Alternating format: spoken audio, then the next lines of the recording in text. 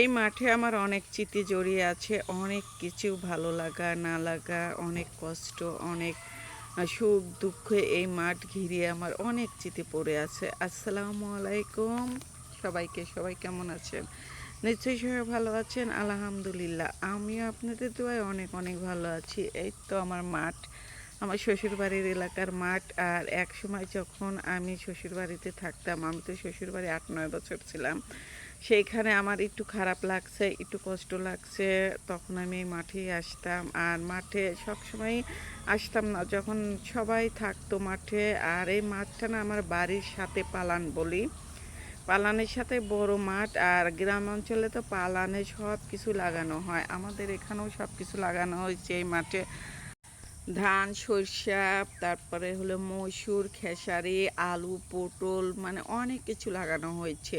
নিচ দিয়ে ধান, সরিষা লাগানো হয়েছে, আর উপরে পালান বলে ওখানে লাগানো হয়েছে সবজি, সব কিছু সবজি লাগানো হয়েছে। আর এই সবজি যখন তুলতে আসতাম সবাই থাকতো, সবাই অনেক আনন্দ করে সময়গুলো পার করেছি। এখনও মানে ভালো লাগে আসতে। আর এখনও অনেক মানুষ নেই, অনেক আপনজন নেই, অনেক গ্রামের যাদের সঙ্গে উঠছি বসছি তারা অনেকেই নেই, দুনিয়া ছেড়ে চলে গেছে, আবার অনেকেই আছে। আর এই তো মাঠে আসছে, মাঠে এসে দেখি শাক তুলতেছে সবাই। আর আমি তো শাক তোলার পটু, আমার শাক তুলতে অনেক ভালো লাগে। শাক দেখে আর ভালো লাগলো না, সহ্য হলো না, এতে শাক তোলা শুরু করে দিয়েছি। দেখেন কি পটা শাক তুলতেছি আমি। আর শাকগুলো না অনেক সুন্দর। আর এই শাকগুলো না মানে রান্না করে ভাজি করে খেতে অনেক মজা লাগে, অনেক টেস্টি লাগে। এখানে 12 মিশালি শাক তুলেছি আমি, অনেক ধরনের শাক এখানে আছে, সব ধরনের শাক মিশিয়ে কুশিয়ে তুলেছি। যখন আমি বাড়িতে থাকতাম তখন এই মাঠে বিকাল হলে সবাই শাক তুলতে আসতো। এই যে এইভাবে শাক তুলতাম, অনেক আনন্দ করছি। সবাই আপুরা, ননদরা, আমার ননদরা, আপারা, বা আমার বড় যা বা ছোট মানে ভাই বউ, দেবররা সবাই আসতো, দেবরের বউরা সবাই আসতো। এসে একসঙ্গে আনন্দ ফুর্তি করে এই যে শাক তুলেছি এইভাবে।